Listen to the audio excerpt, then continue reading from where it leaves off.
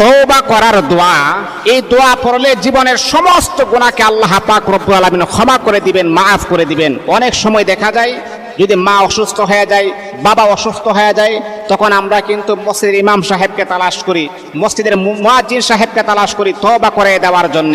কারণ জীবনের শেষ মুহূর্তে, জীবনের শেষ প্রান্তে যদি তওবা করে যেতে পারি, তাহলে আল্লাহ পাক হয়তো আমার জীবনের সমস্ত গুনাহে মাফ করে দিবেন।